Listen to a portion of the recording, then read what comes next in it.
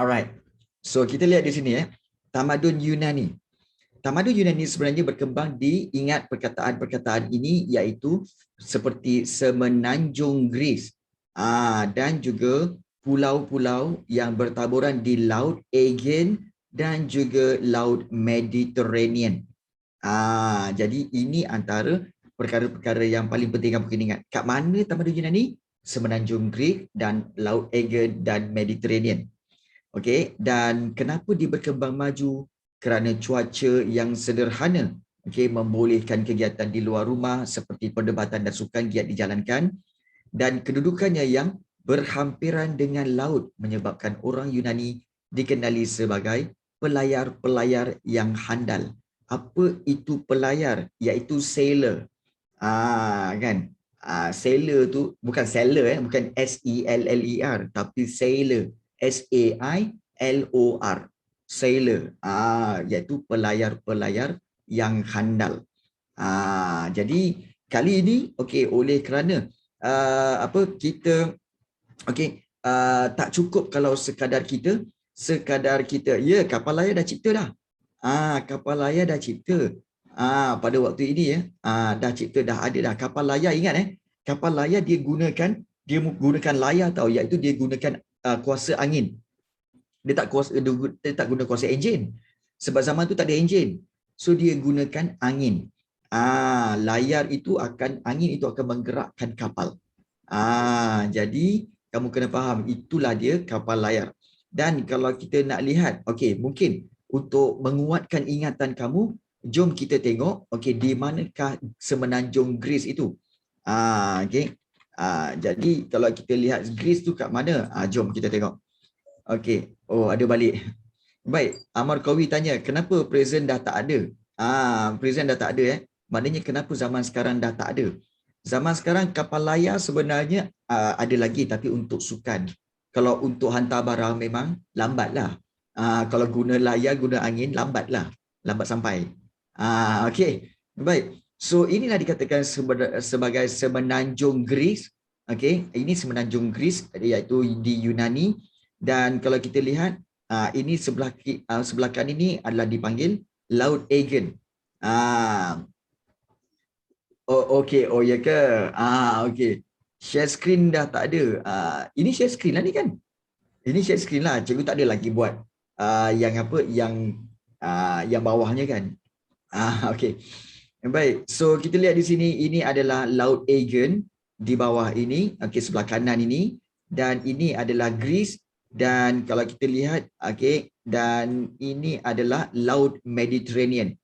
Terletak di Laut Mediterranean. Seluruh ini dipanggil Laut Mediterranean. Okay. So inilah semenanjung Greece yang kita belajar tentang Yunani, dan kita tahu antara bandar-bandar utama mereka adalah di mana? Iaitu di Athens. Inilah dia di Athens. So kita pernah pergi Athens kat sini kan? Di sini ada Athens, dan kita telah lihat Athens itu ada banyak monumen-monumen sejarah. Okay. So Athens ini ada banyak monumen sejarah di kawasan Athens ini. Jadi ini pun kita telah pelajari pada beberapa kelas yang dulu, beberapa bulan lepas lah. Okay. So hari ini kita nak tahu tentang kedudukan semenanjung Greece sahaja. Okay, ini semenanjung Greece, right? Okey, so sekarang kita dah clear. Oh, di sini Laut Aegean dan di bawah tu ada Laut Mediterranean. Okey. Okey, bagaimana laut dibahagikan dan dinamakan? Okey. Kebiasaannya laut dibahagikan dan dinamakan mengikut pelayar-pelayar, di mana pelayar-pelayar yang telah berlayar di kawasan itu, mereka yang memberikan nama itu. Kemudian mereka akan bagi tahu kepada orang lain bahawa aku dah sampai ke laut ini, macam itulah. Pada zaman dahulu pada zaman dahulu. Jadi zaman sekarang ni semua laut dah ada nama dah. Dah ada nama Baik. So kita lihat di sini, okey, kedudukan berhampiran dengan laut menyebabkan orang Yunani dikenali sebagai pelayar yang handal, dan tamadun Yunani terkenal dengan negara kota. Ingat perkataan negara kota ataupun dipanggil polis. selalu pelajar ingat polis tu ialah polis. Ataupun polis entry 1 2 jaga kan. Polis mati pencuri jaga. Bukan. Polis ini dalam tamadun ianya adalah negara kota. Dan dalam negara kota ada 3 komponen penting, iaitu ada bandar utama, kemudian ada bandar-bandar kecil dan juga di kawasan kampung. Dan di tengah-tengah polis terdapatlah, maknanya di tengah-tengah bandar utama itu ada Akropolis. So ingat nama Akropolis ini. So Akropolis ialah pusat komuniti yang dilindungi oleh kubu. Maknanya pusat pertemuan masyarakat, okey, pusat pertemuan masyarakat yang dilindungi oleh kubu. Dan terdapat juga kawasan lapang. Kawasan lapang yang dikenali sebagai agora. Dan agora ini tujuan dia adalah untuk tempat pertemuan dan pasar awam. Tempat bertemu dan berjual beli. Itu dipanggil agora. Ingat Akropolis, pusat komuniti, kemudian agora ialah kawasan lapang, tempat pertemuan dan pasar awam. Di luar kawasan Akropolis, okey, di luar kawasan Akropolis terdapat penduduk di kawasan-kawasan kampung yang menjalankan aktiviti pertanian dan penternakan. Okey, clear Akropolis, agora dan di luar tu ada kawasan kampung. Ni polis. Terdapat 3 polis yang terkenal. Iaitu di dalam tamadun Yunani, iaitu Athens, Sparta dan juga Korin. Ingat tu, Athens, Sparta dan Korin. So Athens adalah sebuah negara kota yang paling ramai penduduk. Betul Zahra Syasmin. Okey, kena ingat polis, Akropolis dan juga agora, betul. So ingat ya, Athens merupakan negara kota yang paling ramai penduduk. Manakala Sparta pula ialah merupakan negara kota yang paling luas. Maknanya paling besar. Sparta paling besar. Athens paling ramai. Jadi dua ciri utama polis ialah jumlah penduduk yang ramai dan juga keluasan wilayah. Bagi penduduk Yunani, setiap polis merupakan tanah suci kurniaan dewa. Oleh itu setiap warga negara mempunyai hak dan tanggungjawab untuk jaga kepentingannya lah. So, itu berkaitan dengan polis. Okey. Kemudian kita lihat, ini kalau kamu lihat ada kawasan kosong kat atas ini, sebenarnya yang atas ni cikgu nak tulis tapi lupa nak tulis sebenarnya. Okey, sebenarnya nak tulis kat situ apa cikgu? Sebenarnya nak tulis kat situ iaitu sistem demokrasi. Sistem demokrasi. Baik. Sistem demokrasi. Kalau kita lihat, sistem demokrasi ini sebenarnya adalah satu sistem yang telah melalui pelbagai tahap perkembangan dan sistem ini diasaskan oleh Solon. Ingat nama ni, Solon. Bukan Solon, bukan Solon, maknanya bukan so lonely lah, bukan. Dia Solon. Okey. Dan Athens sebenarnya telah melalui sebelum demokrasi. So sistem pemerintahan Athens adalah bermula dengan monarki, kemudian oligarki, kemudian aristokrasi dan juga tirani. Ini penting. Okey, susunan dia monarki, oligarki, aristokrasi dan tirani. Dan sistem demokrasi secara langsung, maknanya demokrasi secara langsung diamalkan di Athens. Dan demokrasi langsung ni maksudnya apa tahu? Maksudnya setiap warga negara Athens terlibat, involved directly, terlibat secara langsung dalam perbincangan dan perdebatan bagi menentukan sesuatu dasar dan peraturan. Okey, sistem ni masih pada zaman logam lah. Okey, sebenarnya sistem ini telah bermula sejak zaman tamadun, zaman Neolitik. Tengku Imran dia bermula pada zaman Neolitik, kemudian dibawa kepada zaman logam dan berterusan. Dan kalau kita lihat pada zaman Pericles, tahu diulang-ulang lah Muhammad Amarkowi ni kan, tak apa-apa entah. Okey, pada zaman pemerintahan Pericles, penekanan diberikan kepada kuasa rakyat. Kuasa rakyat bagi memantapkan sistem demokrasi. Baik, kalau kita lihat di sini, berkaitan dengan Athens, okey, ingat demokrasi langsung. Okey, demokrasi langsung maknanya semua warga negara Athens akan masuk dalam parlimen dan berbincang dan berdebat untuk menentukan sesuatu dasar. Dan ini tidak boleh dilakukan di Malaysia dan di dunia. Kerana apa? Sebab di Malaysia, kita ada penduduk 32 juta. Bila 32 juta, katakanlah separuh daripada rakyat Malaysia. Okey, kalau Malaysia mengamalkan demokrasi langsung, separuh daripada rakyat Malaysia adalah orang dewasa. Bermakna 15 juta. Takkanlah 15 juta tu nak masuk dalam parlimen? Mau pecah parlimen? Sebab itu, Malaysia tak boleh buat demokrasi langsung. Malaysia kena buat demokrasi secara tak langsung, iaitu melalui wakil-wakil pilihan raya. Itu maksud demokrasi langsung dan perbezaannya dengan demokrasi tak langsung. Namun begitu kalau kita lihat Pericles telah memberikan penekanan kepada kuasa rakyat. Maknanya apa? Tak ada. Undi tu tak dikira. Undi tak dikira undi yang mana? Okey. Undi yang mana tak dikira? Okey. Sebenarnya semua orang mengundi dalam pilihan raya. Semua orang mengundi sebenarnya. Jadi undi tu. Kalau China buat demokrasi langsung, tak. China sebenarnya pemerintahan dia adalah pemerintahan secara komunis. So dia bukan demokrasi, dia komunis. Ya. Baik, kita lihat di sini. Demokrasi menjadi lemah dan terhapus pada zaman Raja Philip yang menguasai Yunani.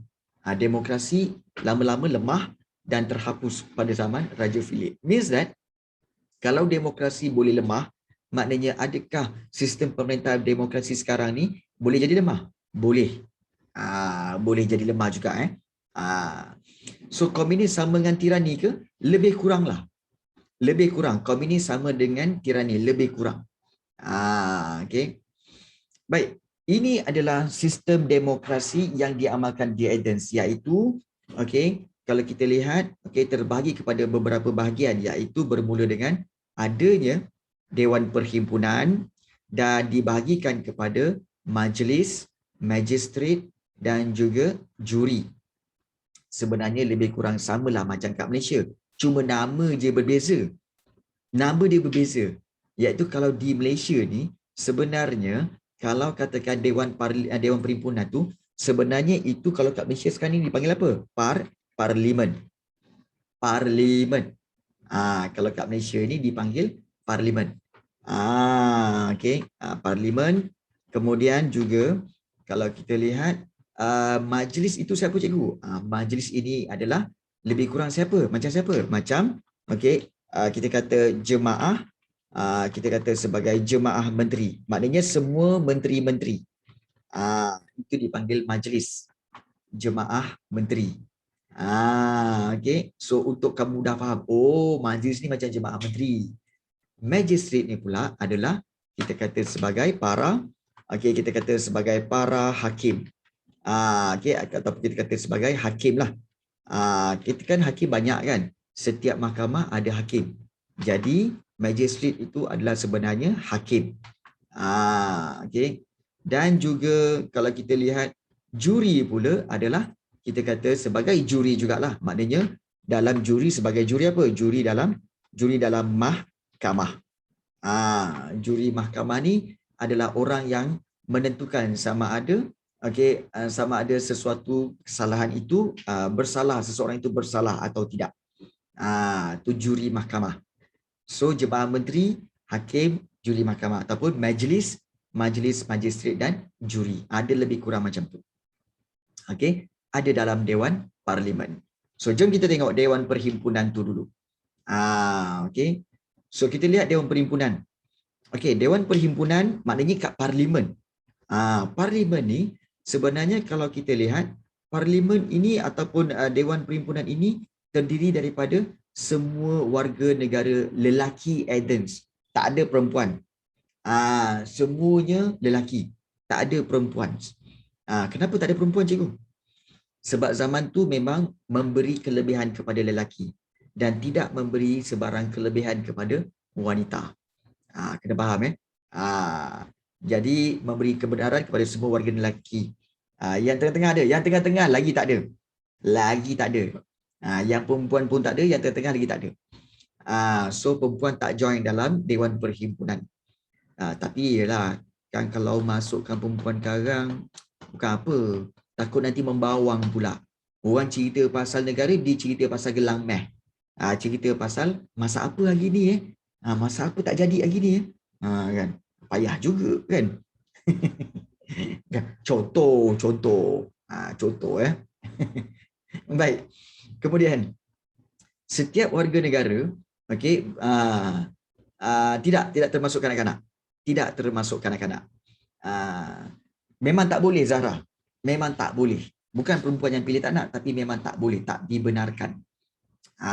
Okey. Dan setiap warga negara berpeluang memegang jawatan selama 6 bulan hingga setahun. Maknanya memegang jawatan selama 6 bulan hingga setahun dan bersidang atau bermesyuarat sekurang-kurangnya 3 kali sebulan. 3 kali sebulan bermesyuarat dan semua warga negara dibenarkan untuk menghadiri perhimpunan. So itu dalam Dewan Perhimpunan. Semua berkumpul macam Dewan Parlimen lah. Kan Dewan Parlimen kan tiap-tiap minggu kan Parlimen kan ada bersidang, bermesyuarat kan. Macam itulah juga Dewan Perhimpunan. Dan kalau kita lihat di sini, apakah fungsi Dewan Perhimpunan? Kita nak lihat fungsi Dewan Perhimpunan, iaitu peranan dia yang pertama iaitu melantik ahli majlis sebagai sebahagian sistem pentadbiran yang wujud. Maknanya melantik menteri-menteri. Maknanya ahli majlis kan kita cakapkan menteri kan. So melantik ahli majlis maknanya melantik menteri-menteri. Itu satu. Kemudian yang kedua, menggubal undang-undang. Maknanya membuat undang-undang. Ingat, menggubal itu ialah membuat undang-undang bagi memastikan keadilan dapat dilaksanakan. Yang ketiga, membuat deklarasi peperangan. Deklarasi ni maksudnya perisytiharan perang. Sebab zaman dulu, Athens selalu berperang dengan Sparta. Declare. Declare, yes. Declare war. Macam korang lah kan, bila tak suka dengan kawan korang kan, I declare war. Okay, kita war kat sini, kita declare war. Maknanya kita isytiharkan peperangan. Jadi di mana nak buat? Dekat Dewan Perhimpunan. Okay, so untuk berperang, Athens akan berperang dengan Sparta lah, kadang-kadang berperang dengan Corinth lah. Jadi diorang kena declare dulu, baru mereka kumpulkan para tentera dan membuat peperangan. Itu. Maknanya pertama melantik ahli majlis, kedua menggubal undang-undang, dan ketiga membuat deklarasi peperangan. Itu fungsi Dewan Perhimpunan. Selain daripada itu, fungsi Dewan Perhimpunan juga iaitu buat perjanjian dengan negara lain. Bagi melicinkan hubungan perdagangan. Macam negara kita kan. Negara kita Malaysia ni ada buat hubungan dengan China, buat hubungan dengan Indonesia, buat hubungan dengan negara-negara lain. Begitu juga Athens. Untuk trading. Baik, cikgu, kenapa dia orang berperang? Kenapa tak menolong atau bersahabat antara satu sama lain? Well, zaman dulu mereka bersaing. Mereka bersaing dan kadang-kadang persaingan itu mencetuskan peperangan. Dan bagi mereka solusinya adalah berperang. So itulah yang berlaku ya. Orang dulu-dulu macam itulah. So perjanjian dengan negara lain, itu yang keempat. Yang kelima, membincangkan hal ehwal keuangan dan percukaian. Maknanya dalam Dewan Parlimen bincangkan hal keuangan dan juga percukaian. Sama macam Dewan Perhimpunan, bincangkan hal keuangan dan percukaian. Kemudian menerima duta dari negara asing. Maknanya menerima duta-duta dan wakil-wakil daripada negara asing untuk datang. Sebab dulu tak moden, so diorang berperang untuk dapat barang. Betul, Amirul Hakim? So untuk Imran betul. Orang dulu dia tidak kurang berunding, ya? Kita ada krisis ke? Kau ni belum lagi habis, baru setengah jam. Baik, sabar. Baik. So itu fungsi Dewan Perhimpunan. So kita lihat di sini iaitu berkaitan dengan salah satu daripada apa yang ada dalam Dewan Perhimpunan, iaitu majlis. Okey, kalau kita lihat majlis ini, majlis tu apa? Iaitu jawatan kuasa yang mengendalikan urusan dan perbincangan hal-hal yang penting berkaitan pemerintahan dan pentadbiran. Dan badan ini dikenali sebagai, ingat majlis juga dikenali sebagai majlis 500. Kenapa? Kerana ada 500 orang.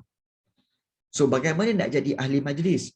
Ahli ini akan dilantik oleh Dewan Perhimpunan dan ahlinya terdiri daripada 500 orang dengan keahlian selama 2 tahun. Maknanya boleh jadi ahli majlis selama 2 tahun.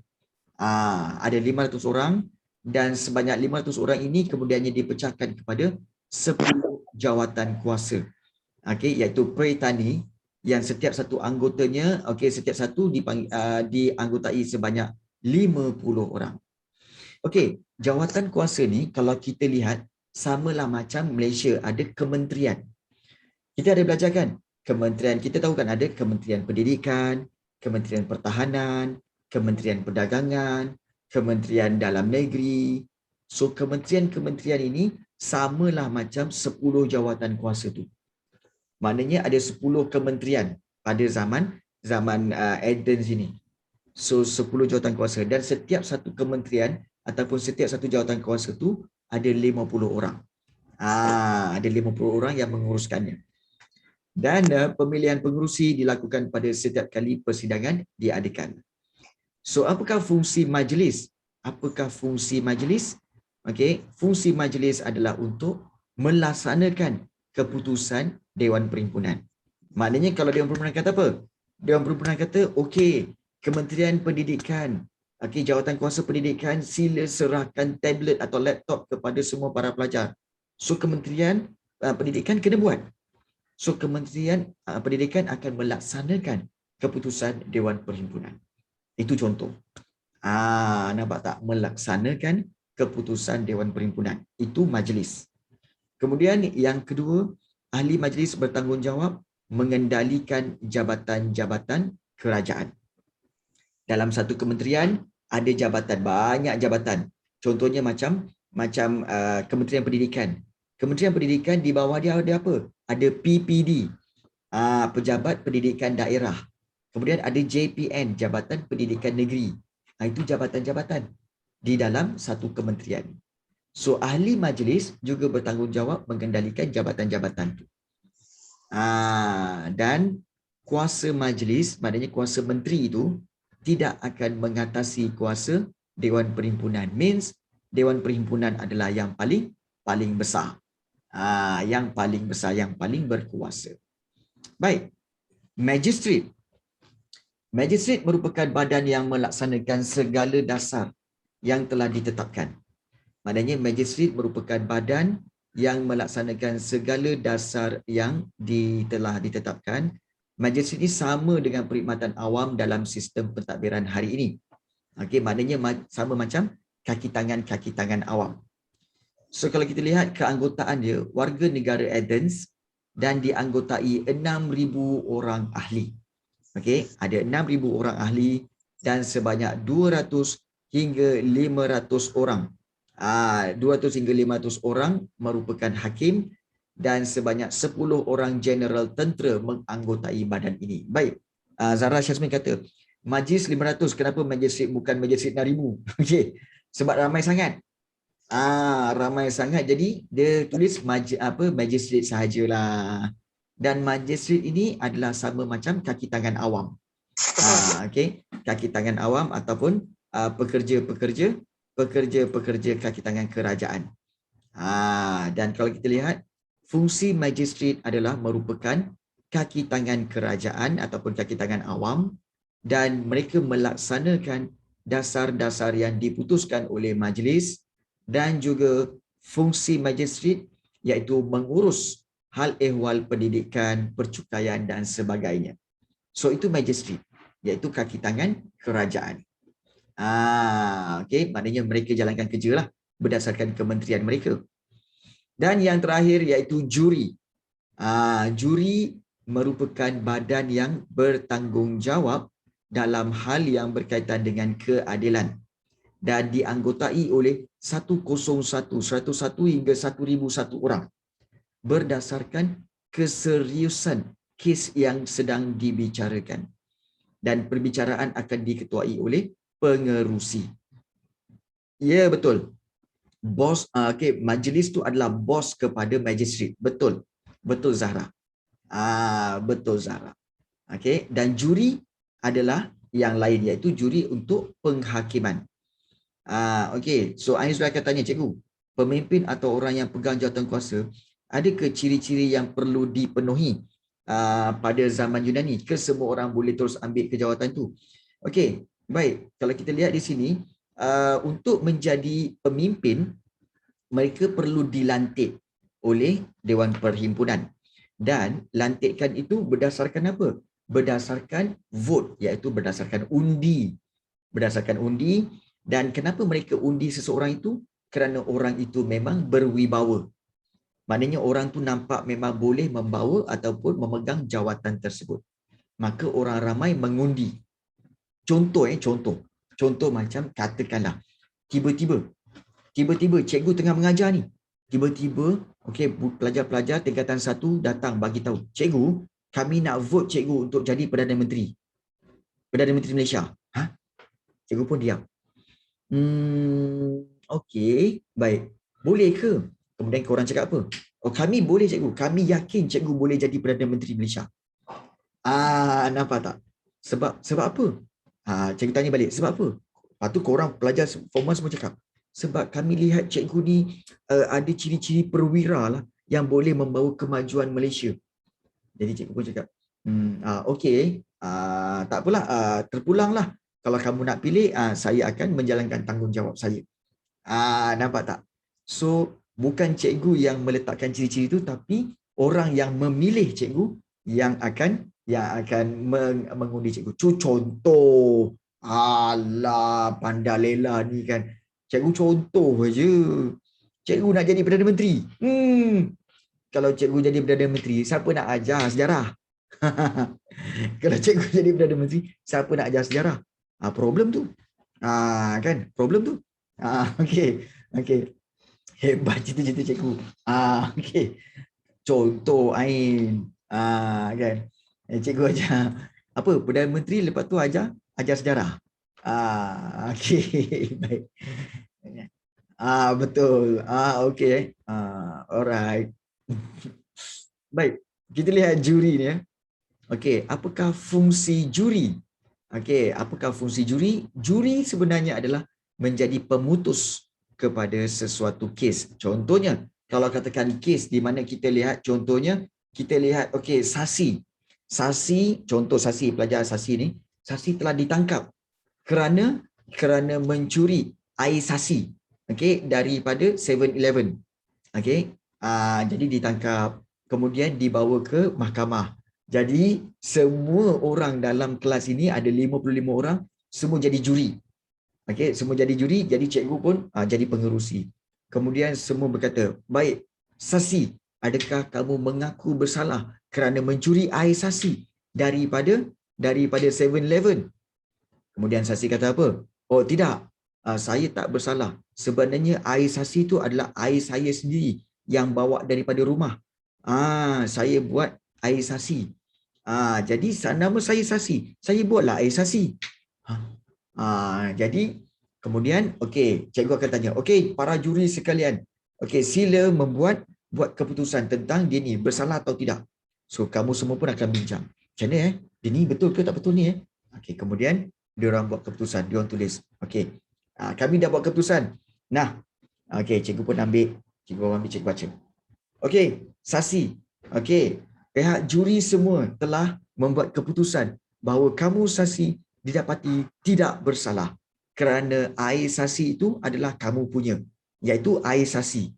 So bukan yang ada dalam 7-Eleven. So mahkamah membebaskan kamu Sasi. So Sasi pun okey, keluar. So maknanya apa? Juri itu okey, juri itu menjadi pemutus. Kamu semua tadi menjadi pemutus, menjadi orang yang memutuskan kepada sesuatu kes itu. Itu juri. Itu juri. Boleh potong lidah Panda Lela sebab telah memfitnah. So kita pun boleh tangkap Panda Lela sebab Panda Lela kata nak potong tangan. So kita tangkaplah Panda Lela untuk potong tangan dia. Nak siasat ke? Kita pun tanya, adakah Panda Lela, okey, kamu telah membuat fitnah? So Panda Lela kata apa? Tidak, saya tak buat fitnah. Sebenarnya saya menyatakan potong tangan tu sebab saya ambil kata-kata itu daripada Twitter. Saya ambil je, saya letak je. Jadi Twitter yang bersalah. Twitter yang bersalah. Bukan saya yang bersalah. Twitter yang bersalah.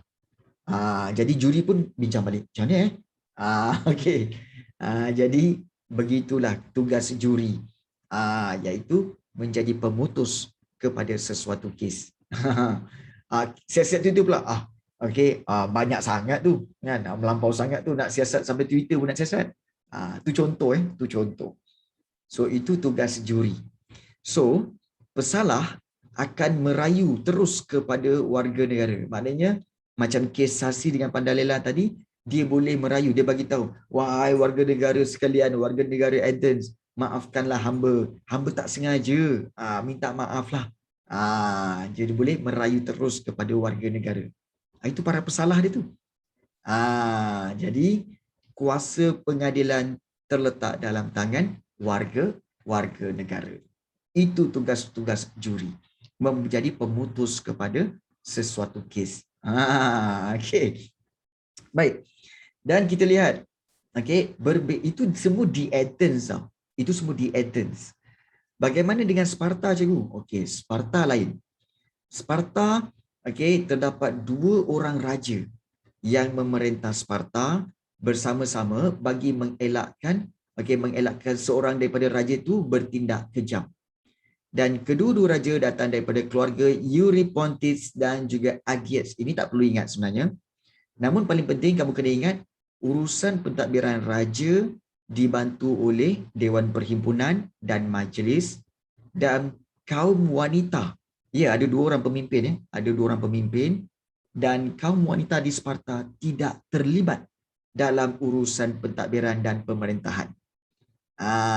Dan penekanan akan diberikan kepada disiplin ketenteraan. Sparta memang pentingkan ketenteraan. Iaitu, lebih kuranglah. Dan kanak-kanak seawal usia 7 tahun dan kaum wanita akan dilatih menjadi anggota tentera. Kaum wanita turut menjalani latihan fizikal dan diajar berlari, bertinju, menari dan menyanyi di khalayak ramai.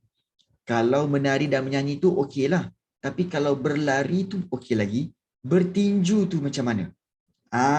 Bertinju, kaum wanita diajar bertinju, bertumbuk. Macam mana agaknya? Kan?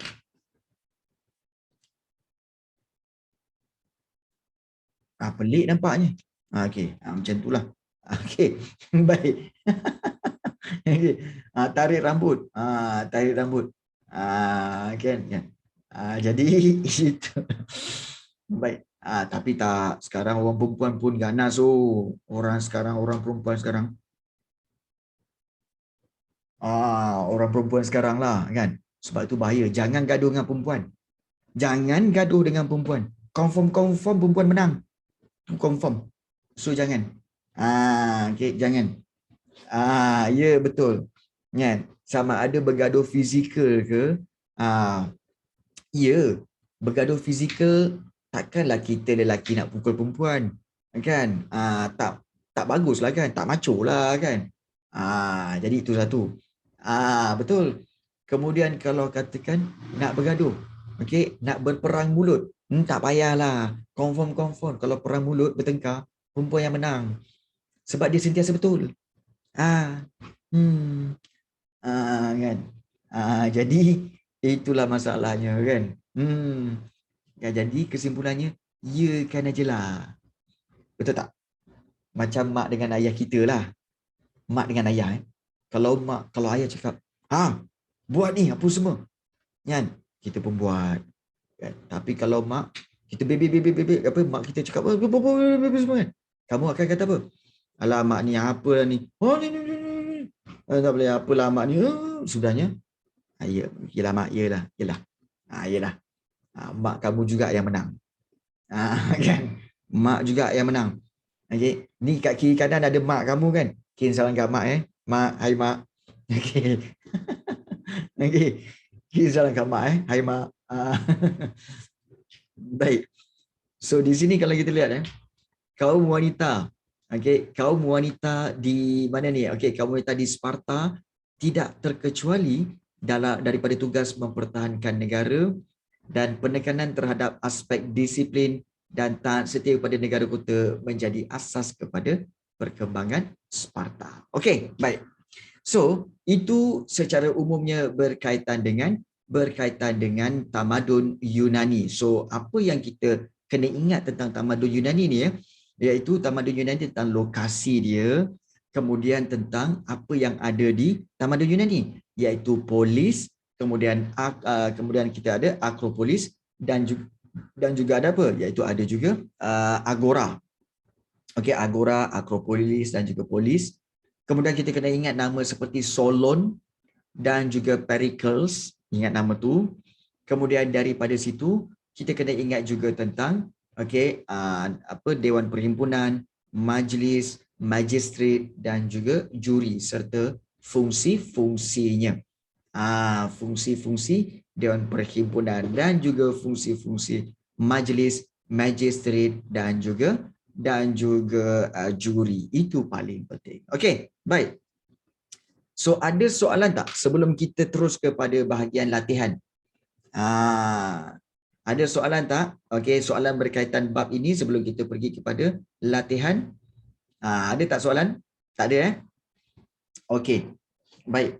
Kalau tak ada, kita akan lihat soalan di bawah ini. Iaitu cikgu, dua-dua Sparta dengan Athens ada raja. Sebenarnya Kisha, sebenarnya Sparta dengan Athens memang ada raja pada awalnya. Sparta memang ada raja. Dan raja dia kemudian digantikan. Nampak tak? Ada dua orang raja. Maknanya raja tu kedua-dua tu saling bekerja sama untuk memajukan Sparta. Sebab tu rajanya dua orang. Itu di Sparta. Tapi kalau Athens, dia mula dengan monarki. Kalau kan cikgu ada bagi tahu tadi, iaitu kalau katakan di Athens, dia bermula dengan monarki. Nampak tak monarki? Monarki tu maknanya pemerintahan beraja. Selepas monarki, oligarki. Oligarki itu adalah pemerintahan oleh konsul ataupun para penasihat. Kemudian aristokrasi ialah pemerintahan oleh penasihat-penasihat yang kaya dan juga berpengaruh. Dan tirani adalah pemerintahan secara diktator. Itu tirani. Okey. Dan juga kalau satu raja betray, maknanya raja satu lagi boleh menghukumnya. Boleh menghukum raja yang betray itu. So itu fungsi dia. Kemudian Aizra katanya, cikgu, perempuan di Sparta tidak dikecualikan dalam mempertahankan negara. Tapi kenapa diorang dikecualikan dalam bab pemerintahan dan pentadbiran? Kerana kebiasaannya memang yang lead negara itu adalah lelaki. So tidak dibenarkan lead untuk perempuan. Kalau kat Korin, pemerintahan beraja juga. Baik, kalau kat sini kenapa agung tak ada dua? Kenapa agung tak ada dua? Sebenarnya agung ada 9. Sebenarnya agung ada 9. 9 orang. Di Malaysia ni ia ada 9 agung. Cuma mereka menjadi agung secara bergilir-gilir. Tahun ini, sekarang ini pemerintahan oleh agung kita daripada Sultan Pahang. Selepas 5 tahun, dia akan turun digantikan pula dengan the next sultan, iaitu Sultan Johor. Sultan Johor pula jadi agung selama 5 tahun. So agung ni bergilir-gilir. Dan cikgu ikut raja negeri. Tukar-tukar. Ya, bertukar-tukar. Betul, Amirul. Dan Ain Zulaikha tanya, cikgu, kenapa perempuan tak boleh jadi PM atau agung? Sebab perempuan, okey, di Malaysia, perempuan kalau katakan raja-raja, setiap negeri-negeri ada raja. So, raja-raja dia memang adalah raja yang lelaki. Syarat-syarat untuk menjadi raja mestilah seorang lelaki. Kemudian mestilah keturunan raja. Ya. Yeah. So, tak ada perempuan. Okey. Ya. Yeah. Yang di Pertuan Agong dengan raja sama ke? Ya, sama. Kalau dah mati cari orang baru ke? Kalau dah mati teruskan dengan orang giliran seterusnya. Kalau trans memang tak masuk dalam hal ni. Okey, sultan apa tak ada kat semua negeri? Okey. Baik, bagus. Kenapa sultan tak ada kat semua negeri? Okey, kita tahu ada sembilan sultan kan? Tetapi ada negeri-negeri yang tak ada sultan seperti Pulau Pinang, Melaka, Sabah, Sarawak. Betul? Pulau Pinang, Melaka, Sabah, Sarawak tak ada sultan, tak ada raja. Why? Sebab Pulau Pinang dulu sebenarnya adalah sebenarnya kepunyaan Kedah. Kepunyaan Kedah, Pulau Pinang dulu. Jadi dulu Pulau Pinang adalah di bawah pemerintahan Sultan Kedah. Tetapi bila diambil alih oleh Francis Light, maka Pulau Pinang itu telah menjadi negeri, sebuah negeri yang mana tidak ada raja. Melaka.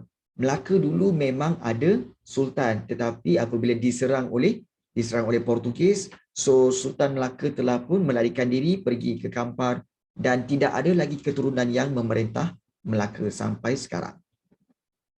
Okey, tak ada. Sebenarnya kerana Ain Zulaikha, Sultan Melaka keturunan dia ada lagi. Dan keturunan dia telah menjadi Sultan Perak. Sultan Perak. Okey. Ya, Sultan ada lagi. Perlis ada Sultan. Perlis ada tapi dia tak panggil Sultan, dia panggil Raja. Raja Perlis. Raja Perlis. Sabah Sarawak memang tak ada Sultan. Sebab apa? Daripada zaman British dan zaman James Brooke, memang selama 100 tahun Sarawak dan Sabah memang tidak ada Sultan. Dan dulu sebelum kedatangan British, Sarawak dan Sabah itu kepunyaan Kesultanan Brunei. Dulu Kesultanan Brunei punya. Yes. Tapi telah diberikan kepada James Brooke dan juga diberikan kepada SBUB, maka Sabah dan juga Sarawak tidak ada sultan lagi. Itu. Dan dan ini semua kamu akan belajar, okey, kamu akan belajar tentang semua ini pada bila cikgu? Okey, pada tingkatan 2 nanti. Okey. Cikgu, kenapa nak buat sistem macam ni, cikgu? Bukannya kepandaian tu boleh dipas-pas ke anak dia? Memang betul. Tetapi raja, bukan semua orang berdarah raja, Pandai Lelang. Contoh macam kamu keturunan raja ke? Tak kan? Jadi, hanya keturunan raja saja yang boleh mewarisi keturunan pemerintahan dia. Sebab dia memang berdarah raja. Kan? Kita bukan berdarah raja. Okay, bukan. So, cikgu, Sabah Sarawak siapa yang perintah? Sekarang ni Sabah Sarawak diperintah oleh yang di-Pertua Negeri. Yang di-Pertua Negeri Sabah, yang di-Pertua Negeri Sarawak, dibantu oleh Ketua Menteri Sabah dan Ketua Menteri Sarawak. Kalau raja tu ada 2 anak, siapa kena pilih? Anak yang sulung. Anak lelaki yang sulung akan menjadi raja. Memang macam tu. Anak lelaki yang sulung, okey, akan menjadi raja. Okey. Ada keturunan raja ke kat sini? Tak ada tak. Ain Zulaikha. Okey, ada yang kata kalau anak sulung tak nak. Sebenarnya tak ada pilihan. Tak ada pilihan. Itu yang kesiannya. Kalau dia kata, oh tak nak lah, tak boleh. Itu bukan masalah kamu memilih nak atau tak. Itu memang tanggungjawab kamu. Okay. Jadi, itulah yang berlaku. Betul. Kalau anaknya perempuan seorang, dia akan paskan kepada adik dia.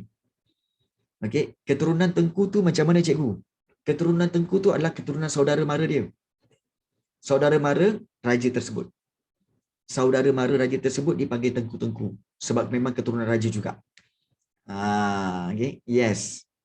Cikgu, betul ke orang tak boleh nama anak dia Tengku sebab bukan keturunan raja? Betul. Okey, kamu tak boleh simply letak nama anak kamu Tengku Kalau kamu bukan keturunan raja, nak letak nama Tengku tak boleh. Dia untuk keturunan raja sahaja. Yes, betul. Pandai Lela. Perkahwinan dia orang pun mak bapak yang pilih. Betul. Jadi kamu ingat senang ke nak jadi raja? Jadi raja susah. Bersyukurlah kamu jadi rakyat biasa. Okay. Raja, raja tu kahwin berapa banyak tak? Lepas tu abandon bini dia bila dah ada anak. Terpulanglah. Itu raja kan? Tengku tu keturunan raja lah ya. Betul, Pak Iman. Dia ada keturunan raja. Betul. Jadi kalau raja tu dia anak tunggal, lepas tu bila dia meninggal, dia ada satu je anak tunggal, tapi perempuan macam mana? Dia akan berikan kepada adik dia.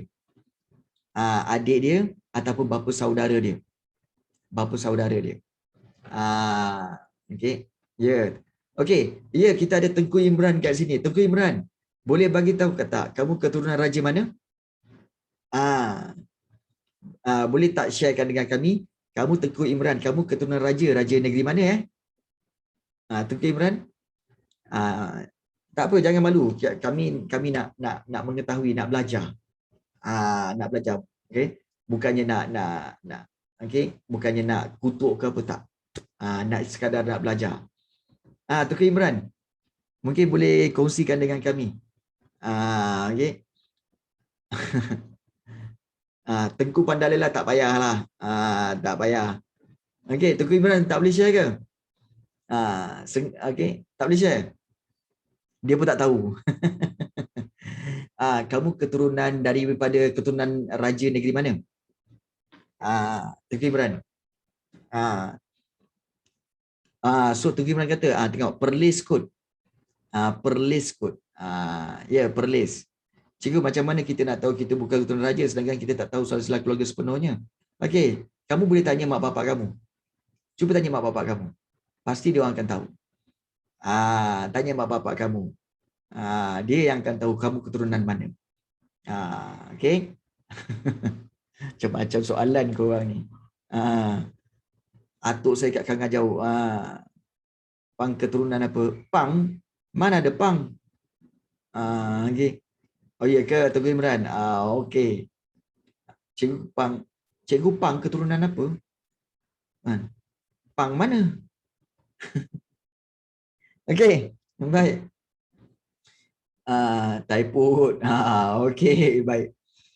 Okey, so di sini kita ada soalan objektif, ada 18 soalan objektif dan 18 soalan objektif di sini kita akan buat bersama-sama. Namun begitu, okey, cikgu akan serahkan setiap soalan seperti biasa, cikgu akan serahkan setiap soalan kepada kamu untuk kamu baca dan juga jawab. Okey? So sila ingat nama-nama yang cikgu panggil ini untuk menjawab soalan-soalan. Okey, soalan yang pertama kita akan berikan kepada Nur Ariana.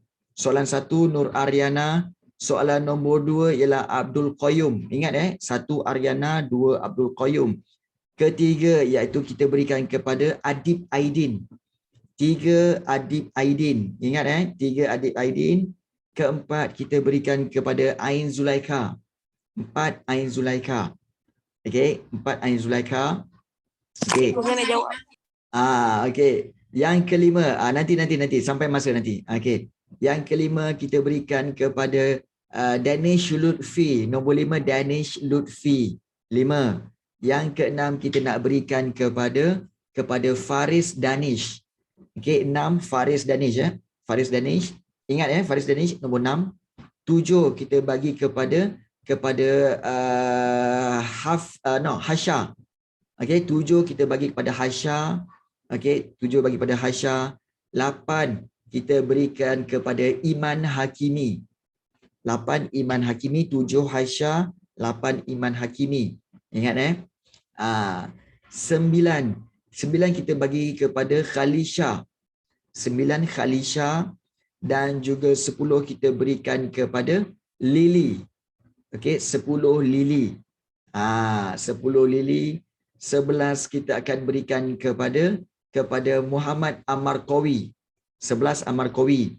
Ingat Amar Qawi 11? 12 kita akan berikan kepada Raisya Tasnim. 12 Raisya Tasnim. 13 kita berikan kepada Ruqayyah. Okey. 13 Ruqayyah dan 14 kita berikan kepada Tengku Imran. 14 Tengku Imran. 15 kita berikan kepada Tiru. Tiru 15. Tiru Vikramasilan. Okey, 15. Dan 16 kita berikan kepada Wan Nisa. 16 Wan Nisa. Dan 17 kepada Zahra Syasmin. 17 kepada Zahra Syasmin. Dan 18 kita akan lihat. Kita akan lihat siapa yang akan kena nanti. Okey, itu soalan bonus. Alright. So kita mulakan dengan kita berikan kepada soalan nombor 1. Okey, silakan boleh onkan mic dan juga bacakan soalan dan terus jawab. Silakan kepada nombor 1 iaitu Nur Ariana. Silakan Nur Ariana. Maklumat berkaitan dengan Tamadun Yunani merupakan gabungan 3 komponen iaitu bandar utama, bandar kecil dan kawasan kampung. Menjadi ibu kota dan menjadi pusat tumpuan masyarakat. Ia merujuk polis. Ya, betul. Okey, terima kasih Nur Ariana. Nombor 1 adalah iaitu merujuk kepada polis. So jawapan nombor 1 adalah polis. Bagus. Terima kasih banyak. Nombor 2 kita serahkan kepada siapa? Abdul Qayyum ya? Ya. Silakan. Tamadun Yunani yang berkembang antara tahun 1000 sebelum Masihi hingga 800 sebelum Masihi dan berkembang di Semenanjung Greece. Ya, okey, iaitu berkembang di Semenanjung Greece. Bagus. Terima kasih banyak Abdul Qayyum. Soalan yang ketiga, silakan kepada Adib Aidin. Adib. Ada Adib? Adib Aidin, boleh tak? Adib Aidin ada tak ni? Adib? Adib? Ya. Kenapa Adib?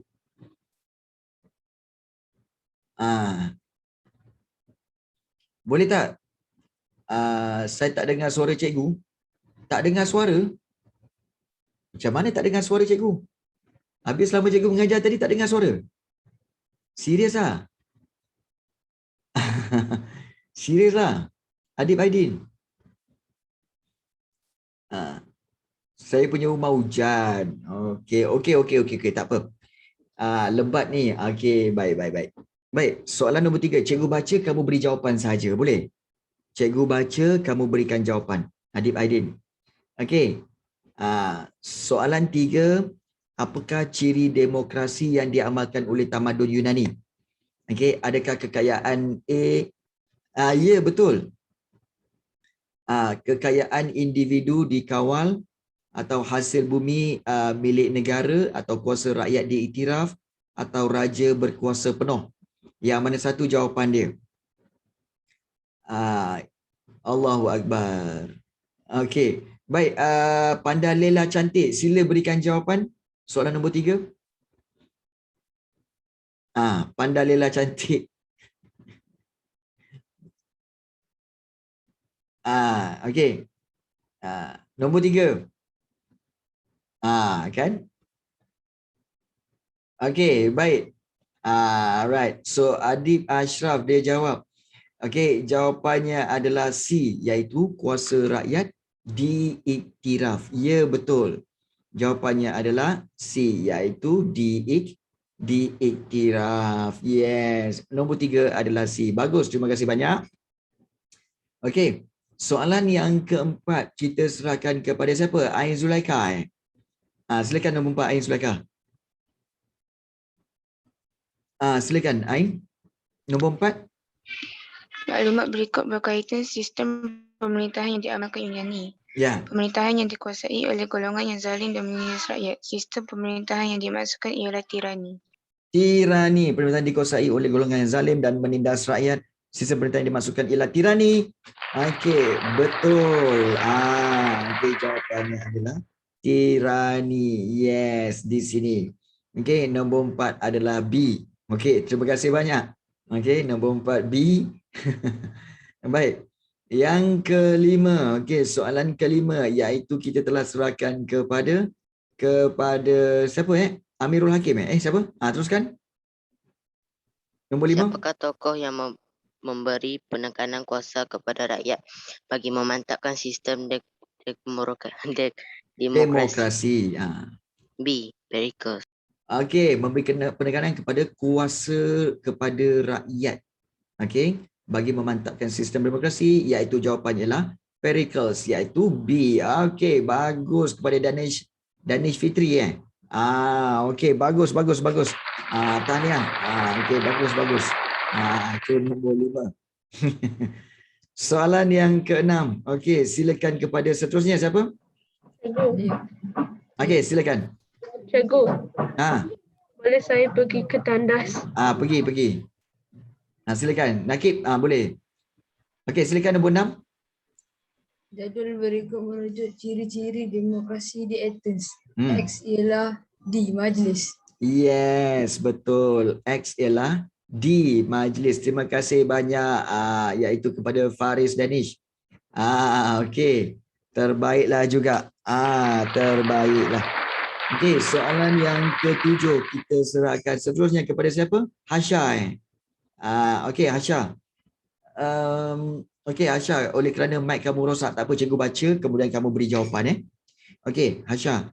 Badan pentadbiran yang paling tinggi yang diwujudkan di Athens ialah Dewan Perhimpunan. Ya, betul. Terima kasih banyak. Okey, jawapan dia ialah C, Dewan Perhimpunan. Bagus. Okey, baik. Terima kasih banyak Asha. Jawapan dia adalah C. Bagus. Soalan 8. Kita teruskan lagi dengan siapa? Iaitu Iman Hakimi Baik, Cikgu. Okey, silakan. Okey, soalannya, apakah sistem demokrasi yang diamalkan di Yunani dengan sistem demokrasi yang diamalkan pada masa kini? A. Pelibatan rakyat dalam pilihan raya. Yes, betul. Iaitu jawapannya ialah A. Penglibatan rakyat dalam pilihan raya. So, itu persamaan antara demokrasi Yunani dengan demokrasi pada zaman sekarang. Terima kasih banyak kepada Iman Hakimi. Bagus, Iman Hakimi. Okey, soalan yang ke-9 kita teruskan dengan seterusnya iaitu kepada siapa Khalisha silakan soalan nombor 9. Khalisha kan? Betul. Silakan. Boleh Khalisha? Khalisha ada? Ke tak ada? Kantoi. Di sini kita boleh tahu siapa yang ada, siapa tak ada. Khalisha ada. Khalisha dengar tak Khalisha? Dah kantoi. Okey, tak apa. Okey, cikgu akan noted noted kat situ Khalisha Okey, baik. Kita teruskan soalan nombor 9 dan kita serahkan kepada Mariam. Boleh tak Mariam? Mariam boleh tak on mic untuk bacakan soalan nombor 9?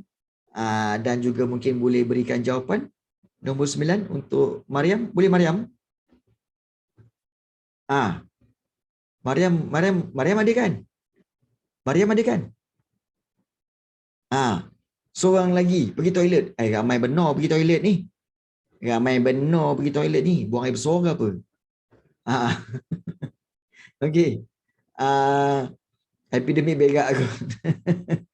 Okey. Baik. Mariam, okey, dah 2 orang dah. Khalisha dengan Mariam. Okey. Baik, menggetar bila cikgu panggil nama. Okey, baik. So kita bagi kat okey, Lily. Nombor 9. Lily, tolong baca Lily. Nombor 9. Saya nombor 10. Lily nombor 10 okey, sorry. Kita bagi kepada Kisha, boleh Kisha? Kisha nombor 9, boleh Kisha? Kisha nombor 9. Okey, silakan Kisha. Silakan Kisha. Raja satu menjaga perubahan sistem pemerintahan di Yunani ke demokrasi. Mengapa perubahan tersebut berlaku?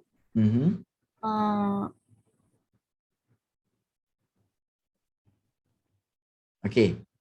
Cikgu bagi clue. Okey. Okey, tak mungkin yang ini. Tak mungkin ini. Takkanlah bubarkan Dewan Perhimpunan. D. Okey. Dan jawapannya okey adalah D Okey, jawapannya adalah desakan dari rakyat. Ia menyebabkan rakyat tak suka kepada tirani dan rakyat nak demokrasi. So, jawapannya adalah ya, betul D. Okey, betul kepada Kisha.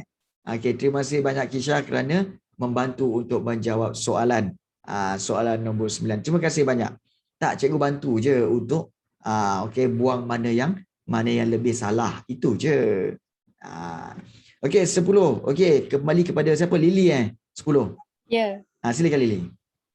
Letia merupakan kawasan subur yang menjalankan aktiviti pertanian. Sumber air utama kepada penduduk di sini ialah Sungai Tiber.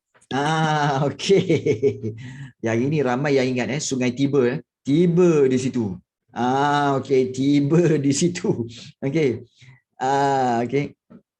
Okey, dia sebut tiba. Okey, sebenarnya harus ingat daripada soalan nombor 10 sampai soalan nombor 18, ini semua adalah tamadun Rom.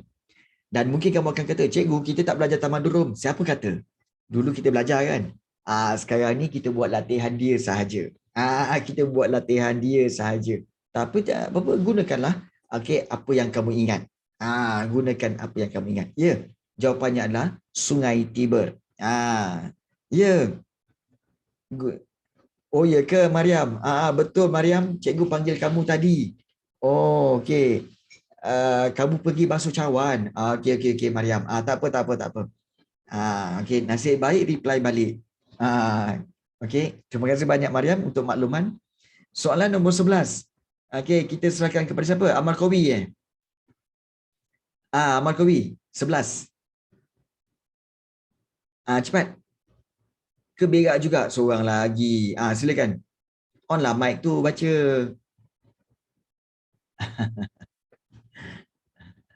Yes. Masyarakat dalam tamadun Rom terdiri daripada kalangan plebeian, helot, ephors dan patrician. Okey. So, agak-agaknya daripada mana?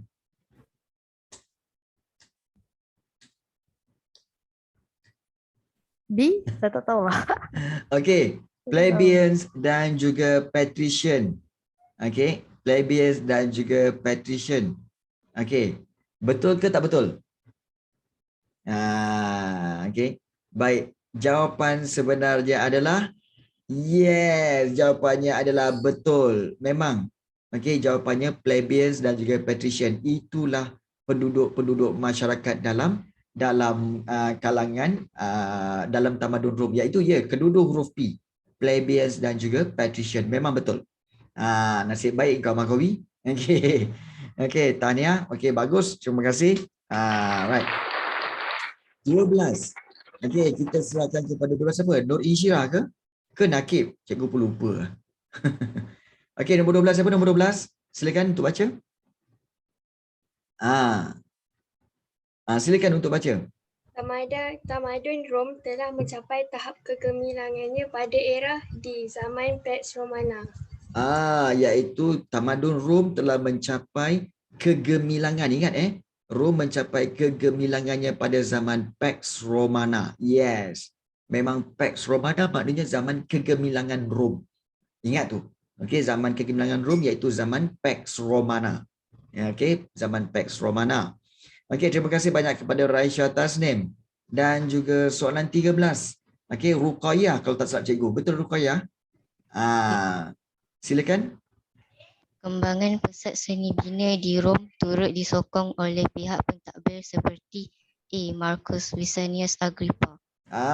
Perkembangan pesat seni bina di Rom turut disokong oleh pihak pentadbir seperti Marcus Vicinius Agrippa.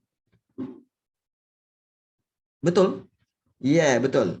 Okey, Marcus Vicinius Agrippa, iaitu salah seorang pentadbir yang telah menyokong tentang perkembangan pesat seni bina di Rom. Marcus Vicinius Agrippa. Bagus. Okey. Baik, soalan seterusnya. Soalan yang ke-14. Susah betul nak sebut. Okey.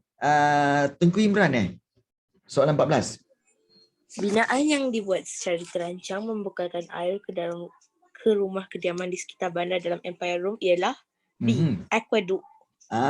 Binaan yang dibuat secara terancang, binaan yang untuk membekalkan air ke rumah kediaman di sekitar bandar, memang itu dipanggil aqueduct. Bagus Tengku Imran. Aqueduct. Terima kasih banyak aqueduct. Bukan. Terima kasih banyak Tengku Imran. Terima kasih banyak pada aqueduct. Kenapa? Baik. 15. Kita teruskan lagi dengan siapa? Tiru. Okey, 15 Tiru Okey. Hai cikgu. Silakan soalan nombor 15. Simon Bukan Simon, Simen. Simen. Yang dikenali sebagai Pozzolani. Lana merupakan bahan asas binaan dalam seni bina Rom, diperbuat daripada campuran abu gunung berapi dengan air kapur, batu atau pasir. Jeng jeng jeng.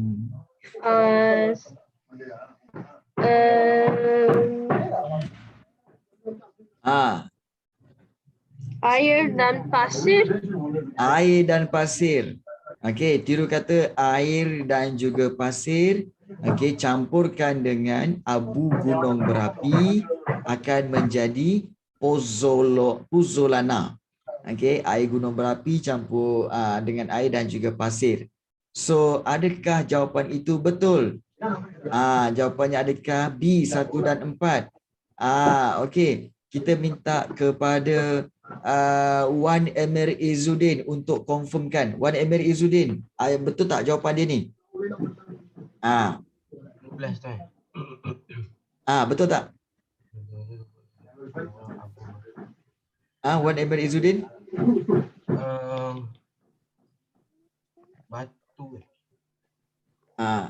Batu.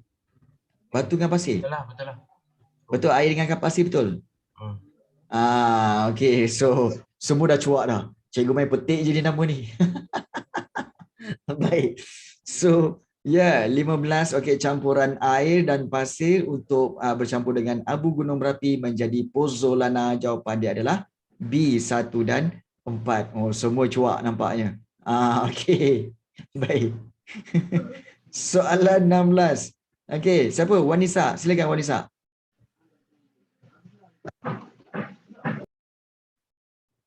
Silakan Wanisa. Boleh baca? Okey, baik. Maklumat berikut merujuk pada berbentuk kubah dibina oleh Marcus Vicinius Agrippa. Ruang terbuka dikenali sebagai Oculus. Itu adalah merujuk kepada, kamu jawab di Colosseum. Are you sure? Are you sure? Okay. Are you sure ianya Colosseum? Okay. Are you sure? Diberi peluang untuk memperbetulkan lagi ni. Are you sure Colosseum?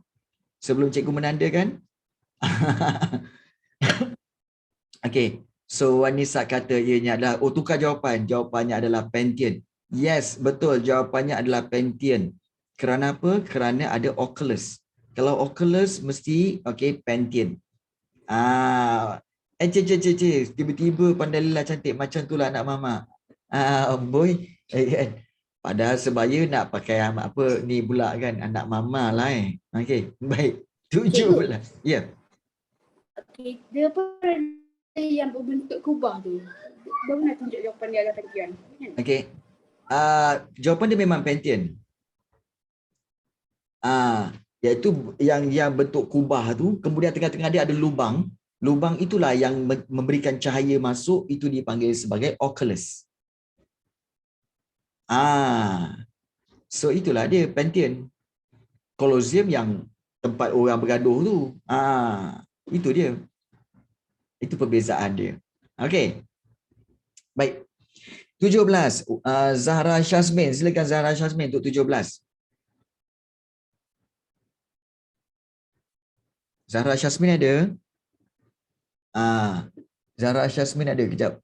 18 saya. Okey. Kejap. Tadi ada kata Zahra Syazmin. Kejap Okey. Oh ya, Zahra Syazmin pergi tandas kejap. Dia bagi tahu dah awal-awal tadi dia pergi tandas. Okey. So 17 kita berikan kepada Pandalela Cantik lah. Silakan Pandalela Cantik. Boleh? Tak nak 17. Oh, kau nak memilih pula. Suka hati kau aja kan. Nak 18. 17. Okey. Adib Ashraf 17. Adib baca Adib. 17. 17 Adib. Spoil pandai. Tamadun Rom Jalan Raya mula dibina pada tahun 500 sebelum Masihi, menghubungkan bandar-bandar utama bagi memudahkan mengangkut barang dagangan. Are you sure? Sure ke? Jalan raya pada awal-awalnya, jalan raya di Rom. Gerakan tentera. Ya, bagus. Nasib baik cikgu ingatkan. Cuba ingat, jalan raya Tamadun Rom awal-awalnya bukan untuk barang dagangan, tapi untuk pergerakan tentera. Yes. Betul, bagus Adik Ashraf. Nasib baik kamu cakap. Bagus ni. Ramai pelajar-pelajar cakap kat sini ni. Terbaik. Kan terbaik. Ini bijak-bijak boleh buat cincin ni. Okey. Dan yang terakhir, silakan Pandalela Cantik. Okey. Kolosium. D. Pandalela bukan perempuan ke? Asal soal lelaki ni? Saya guna voice changer cikgu. Macam best saya guna voice changer ni. Ya Allah kan. Kan tak boleh bayang Pandalela tu dia nak terjun daripada papan anjal suara jantan macam kau ni. Aduh, baik. Okey, baik.